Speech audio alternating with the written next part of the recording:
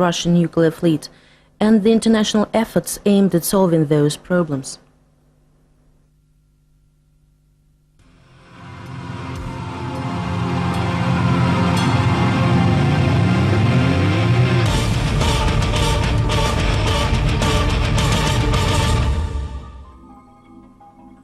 Nuclear fleet of the former Soviet Union greatly outnumbered fleets of other European countries and the USA.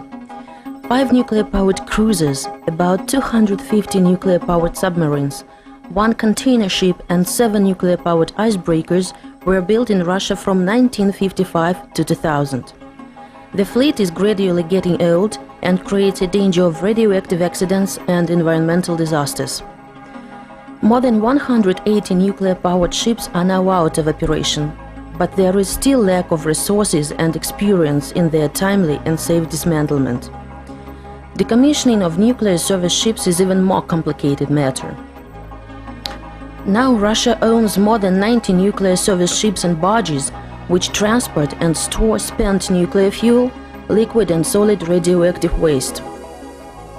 No country in the world needs such a numerous nuclear service ship fleet. Nuclear-powered ships in other countries are served at specialized bases. The situation is different in Russia.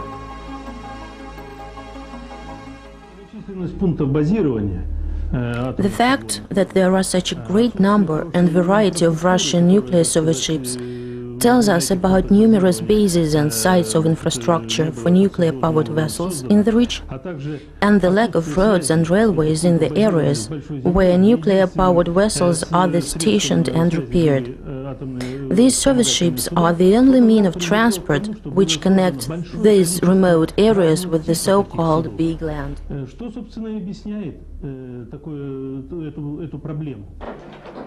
70 operative and retired service ships and barges are in the northwest Russia.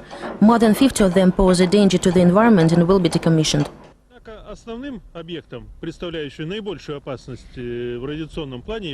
Experts consider that one of the main sources of nuclear and radiation danger is Lepse ship, which is moved 2 kilometers away from Murmansk. The ship was laid down at Nikolaev shipyard in 1934. It was named in honor of a worker Ivan Lepse, who participated in 3 Russian revolutions. Building of the ship continued till the beginning of the Second World War. During the war, the ship was dumped in the river of Hopa in Ukraine.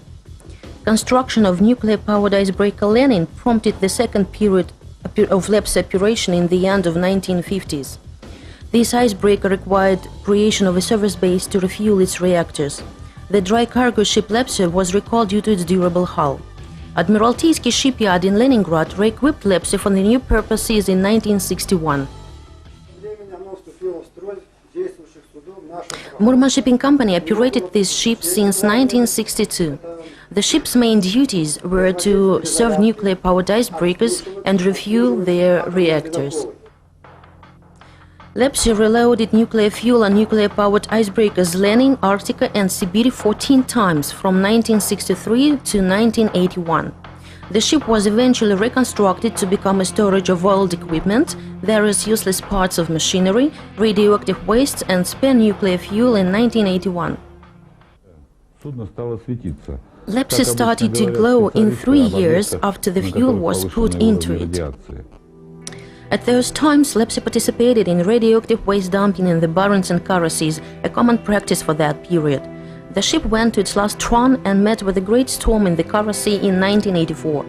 Radioactive water splashed out into the storage and contaminated it so heavily that complete deactivation was impossible.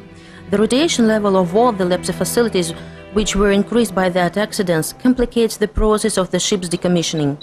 Lepse has been moved in the outskirts of Murmansk for more than 15 years and presents more potential nuclear threat with each passing year. What can happen with Lepse if it either capsizes because of a violent storm, or if a ship collides with it or an aircraft collides with it?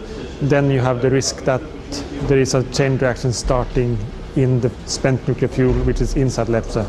And this spent nuclear fuel that is in Lepse make it unique, because we have radioactivity there, more radioactivity there than was released during the Chernobyl accident. A crew of 18 people have been maintaining Lepse and providing nuclear and radiation safety since the ship was moored at its current location. At the moment, the technical condition of the ship is satisfactory. The wearing out of the ship's hull is 30% and higher in some places. In order to normalize the radiation situation on the ship, all its facilities have been deactivated. The ship has protection barriers inside tanks for storage of spent nuclear fuel, repaired unloading fuel systems, and modern dosimeter equipment. Liquid radioactive waste was removed from the ship. All the systems responsible for nuclear and radiation safety are operational, which is officially documented by the state control. Gamma rays decreased 5 times, and radioactively contaminated surface decreased 50 to 1,000 times as a result of those operations.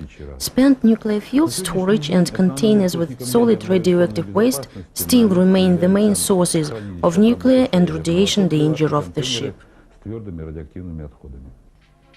Spent nuclear fuel storage consists of 2 tanks and is located between the 2 decks under the lid you are watching at. The tanks are situated in a special facility. Its walls are made of various kinds of steel. The walls are 40–45 centimeters thick. Each tank contains 366 cases. The cases now store 621 assemblies. 208 assemblies are 36 years old. Others are more than 20. Special concrete fills the space between the tanks in order to make an extra protection barrier. The tanks are cooled by 24 tons of fresh water. The tape is not defected. The ripple illustrates radiation. Shootings inside the cases were done by special camera. There are 4 caissons, special casks for damaged assemblies near each tank. Each caisson contains 18 defective assemblies. Assemblies are stored in caissons because they changed their shape and swelled as a result of operations in nuclear reactor and cannot be put into standard cases. It is impossible to unload these assemblies in a regular way. Lepse also contains tanks with technological water and 30 containers with solid low radioactive waste. All these storage tanks and containers emit radiation. The radiation dose above the plate of the closed storage is 50 to 200 milliröntgen per hour and up to 1,500 milliröntgen per hour in the area of electric engines of the rotary mechanism. The radiation dose of the hull coverage opposite the storage is 400 to 600 milliröntgen per hour. In general, gamma radiation on board Lepse exceeds the level designed by the existing regulations. The ship is located at the most remote pier, since the radiation level on the territory of the base should not exceed 100 milliröntgen per hour. Dosimeter shows 8 to 9 milliröntgen per hour in 30 meters from the ship. It is 1.5 times lower than in the center of Murmansk.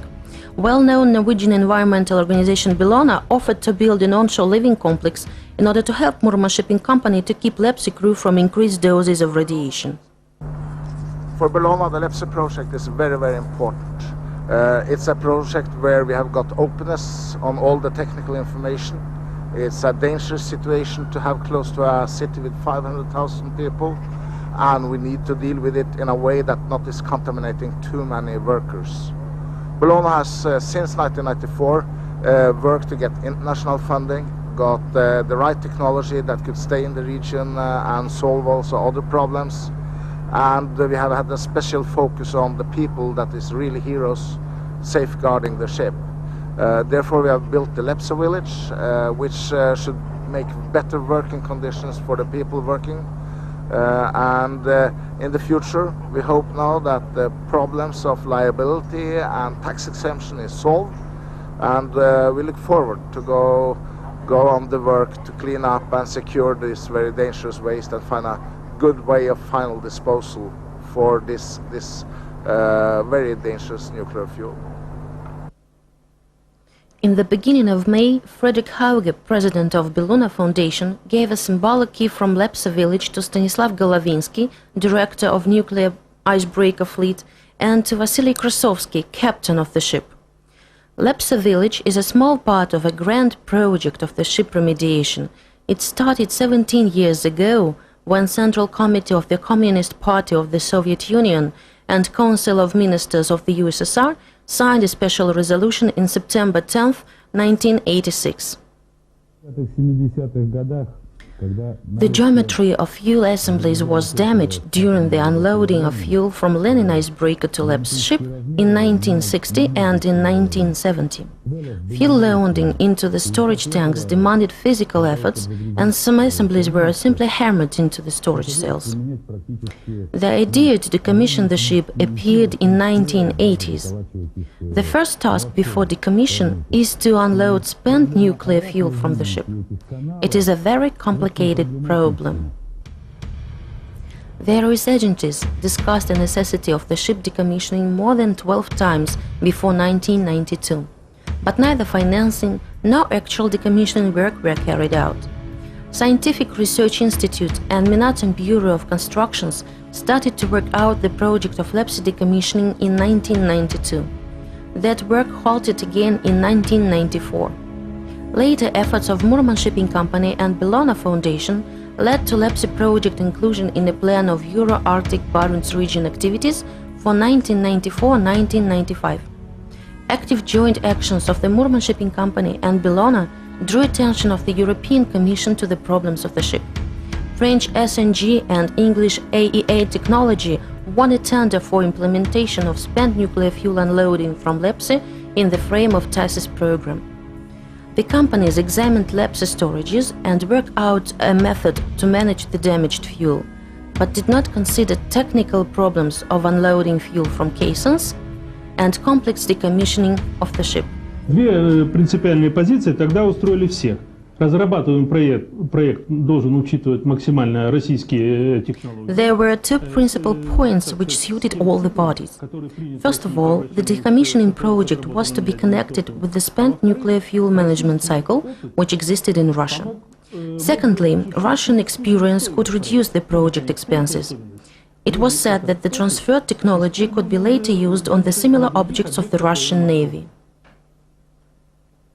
Norway, France, the Great Britain and Nordic Environmental Finance Corporation or NEFCO participated in the work of the Steering Committee of the International Environmental Project Lepse, established in 1995.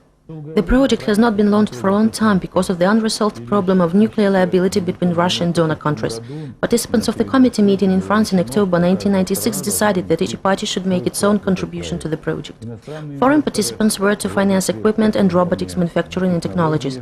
The Murman Shipping Company were to unload the ship. Russian government was responsible for the fuel transportation to the Mayak processing plant and its safety storage there. Minatom and Murmansk Regional Committee of Environment understood the importance of the project and insisted on complex Lepse project implementation consisted of fuel unloading and the ship decommissioning. That was beyond the Murman Shipping Company liability frames. Western partners refused to start the project funding if Russia would not assume the juridical responsibility of possible risks or mistakes of the ship decommissioning. Russia signed the necessary document with France in 2000 and an agreement of cooperation in nuclear environmental issues between Russia and NEFCO in 2002, where parties outlined the Lepse project. Recently, NEFCO announced €13 million grant allocation for the unloading of the fuel from the ship. Russia, France, Netherlands, the European Commission will finance the project. Norway will allot the largest amount of money. Russia doesn't have $30 million needed to implement the project of Lepse decommission, and nobody is sure that Western financing will meet all the expenses. French SGN company says that the biggest part of finances for the first phase of the project will be spent on the paperwork, which will be done by that company. For example, preparation of documents for project licensing, design documentation, and preliminary report with analysis of safety will cost about €1.1 million. But unloading the fuel operation by employees of the Murman Shipping Company will cost €200,000 only. Taking into account different approaches to mathematics and methods of money spending, Murman Shipping Company suggested existing technology implementation taxed in the Russian Far East.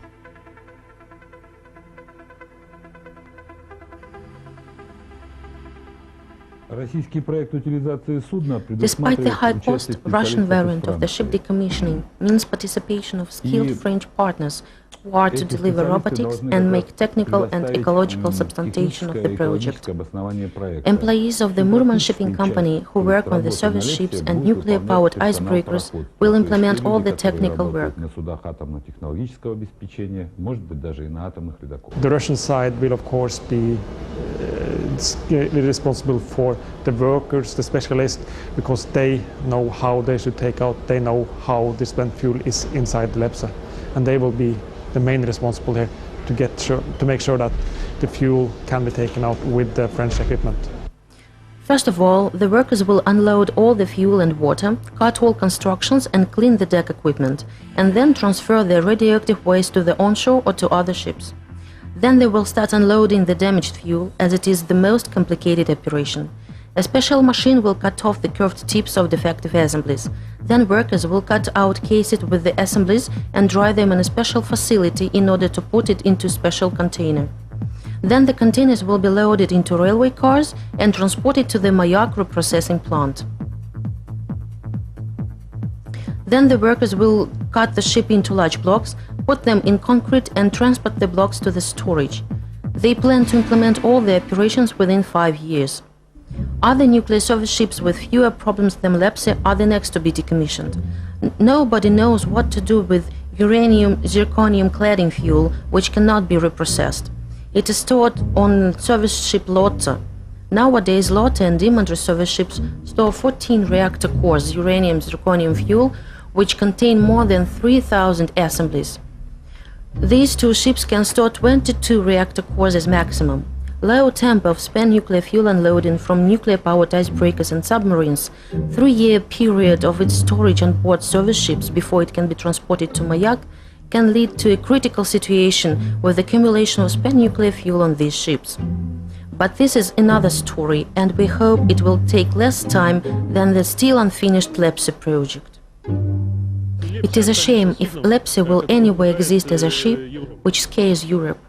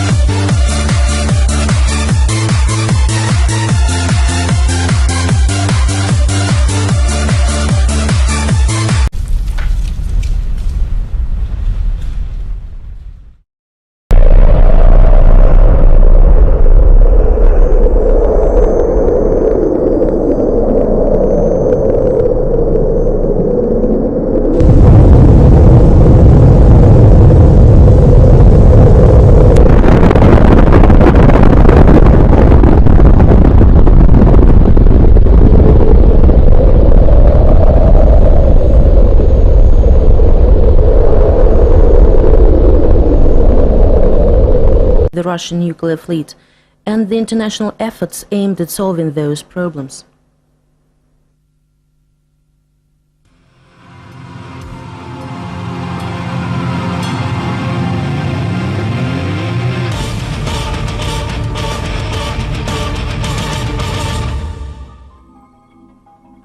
Nuclear fleet of the former Soviet Union greatly outnumbered fleets of other European countries and the USA. 5 nuclear-powered cruisers, about 250 nuclear-powered submarines, 1 container ship and 7 nuclear-powered icebreakers were built in Russia from 1955 to 2000. The fleet is gradually getting old and creates a danger of radioactive accidents and environmental disasters. More than 180 nuclear-powered ships are now out of operation. but there is still lack of resources and experience in their timely and safe dismantlement. Decommissioning of nuclear service ships is even more complicated matter. Now Russia owns more than 90 nuclear service ships and barges which transport and store spent nuclear fuel, liquid and solid radioactive waste. No country in the world needs such a numerous nuclear service ship fleet. Nuclear-powered ships in other countries are served at specialized bases. The situation is different in Russia. Численность пунктов базирования Experts consider that one of the main sources of nuclear and radiation danger is Lepse ship, which is moved 2 kilometers away from Murmansk. The ship was laid down at Nikolaev shipyard in 1934. It was named in honor of a worker Ivan Lepse, who participated in 3 Russian revolutions. Building of the ship continued till the beginning of the Second World War. During the war, the ship was dumped in the river of Hopa in Ukraine. Construction of nuclear-powered icebreaker Lenin prompted the second period of Lepse operation in the end of 1950s. This icebreaker required the fact that there are such a great number and variety of Russian nuclear service ships tells us about numerous bases and sites of infrastructure for nuclear-powered vessels in the region, and the lack of roads and railways in the areas where nuclear-powered vessels are stationed and repaired. These service ships are the only mean of transport which connect these remote areas with the so-called big land.